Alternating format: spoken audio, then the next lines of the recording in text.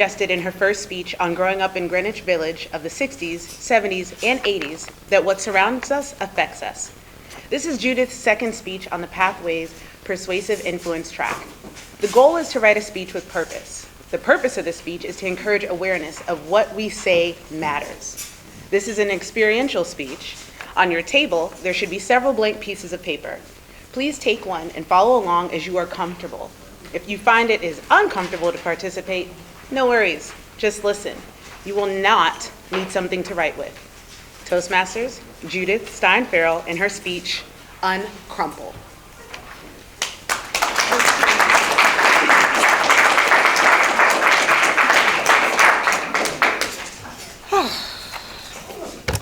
So, I want you to think about the last year of interactions and interpersonal experiences that you have had and you have witnessed.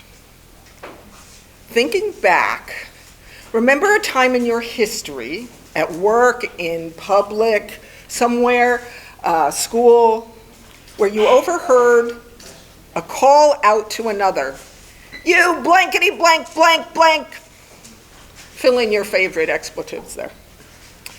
Or someone bumped into someone in front of you at the mall and there was this verbal exchange. Rude. Take that piece of paper in front of you and bend a corner in. Now, think about work. When a comment was made to you or a coworker in front of their cohort, or in school, was when something was said to a child in class, like, well, that was a stupid thing to do. Crunch the paper a little more. Remember hearing someone comment on how fat another person was who was maybe crossing the street? Crunch the paper a little more. Remember the time you might have cursed the person who cut in front of you, Josh, and maybe flipped them off. Crumple the paper a little more. Think back to a time when you walked into a store and noticed a staff member seemingly monitoring someone of color as they shopped. Now fold that paper all crunched up nice and hard and crease it. Think about the last time that you heard someone use a racial or religious slur or a derogatory comment about someone who could be gender nonconforming.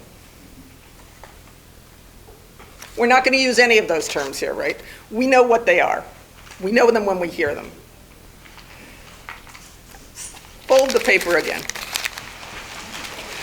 Think about the people on the street corners who carry signs asking for work or food. Have you ever heard someone say, "Get a job"? Fold the paper again. Have you seen those those videos on YouTube of people in stores hearing someone speaking Spanish and saying, "Learn English or go home"? Smoosh up the paper just a little more. Do you remember hearing someone tell a joke about a dumb blonde in front of a dumb blonde? Find a corner and bend that piece of paper. What about during the height of the pandemic? No matter where you fall in the conversation, someone was making fun of your point of view. Now, crunch the paper hard. Take a deep breath.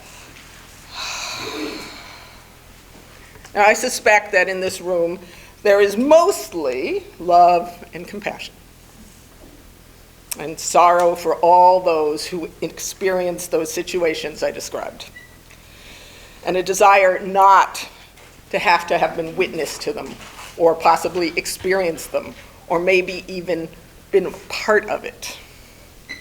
I'm really sadly aware that I have been both witness and guilty to some of these events.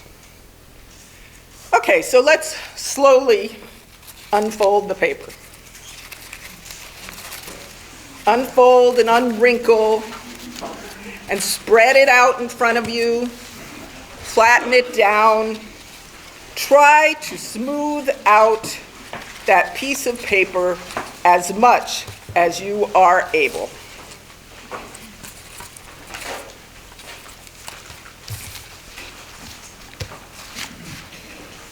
How's it going? Are you able to get rid of those creases? Did you maybe accidentally tear some of the paper while you were doing this? That was an accident, right? You didn't mean to do that. Here's my question to you, and to my purpose. Will that paper ever not have been affected by the creases and the rips? Will the people on the receiving end of the comments and slurs and jabs and harmful language ever be able to unexperience it now that you've unfolded the paper, uncrumpled the paper? Thank you, fellow Toastmasters.